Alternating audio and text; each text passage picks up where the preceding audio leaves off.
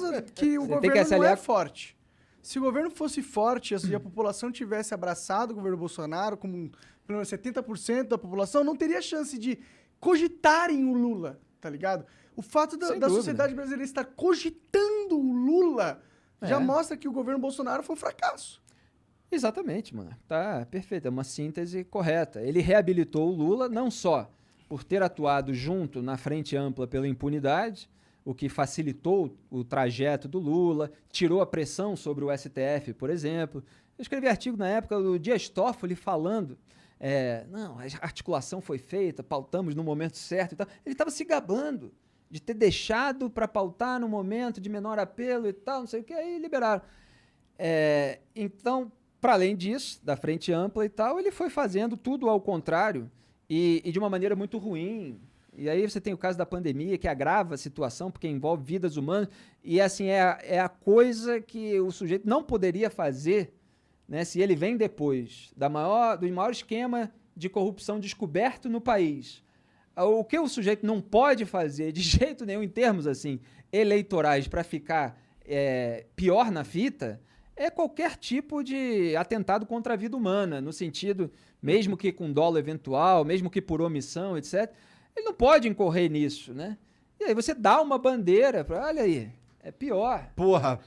Aí o sujeito fala assim, não, pode ter acontecido e tal, né? O sujeito que defende o outro lado, né?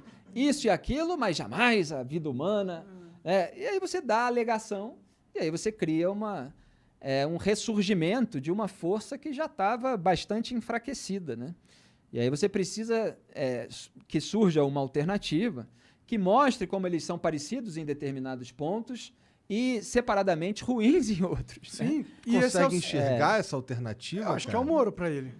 Olha, pode ser qualquer um na terceira via que Mas tenha você gosta do Moro, não gosta? o diagnóstico correto da realidade. O que eu acho em relação ao discurso que o Sérgio Moro fez na sua cerimônia de filiação ao Podemos, e eu sempre faço a análise do discurso, das ações, a gente vai precisar ver ao longo da campanha.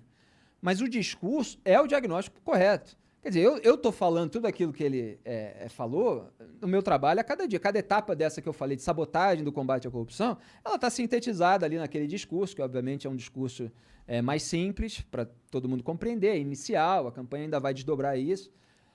Mas está correto. Você tem ali pontos em comum entre o lulismo e o bolsonarismo. O que você acha? Tem a questão do populismo, do nós contra eles, os dois recorrem a isso. Você tem a questão dos privilégios, das mamatas, dos políticos, dessa sensação do povo de que não adianta, sabe? A gente, às vezes, tem a sensação de que a luta é inútil, porque eles vão e vencem e conseguem Eu tenho e a tal. sensação que a luta é Eu também inútil. tenho. Pois é, e tudo isso está lá no discurso, ele falou. Então, assim, o que ele falou é a realidade. E aí ele se expandiu no sentido de abordar pautas para além do combate à corrupção, porque era aquilo que estava dentro da trajetória dele.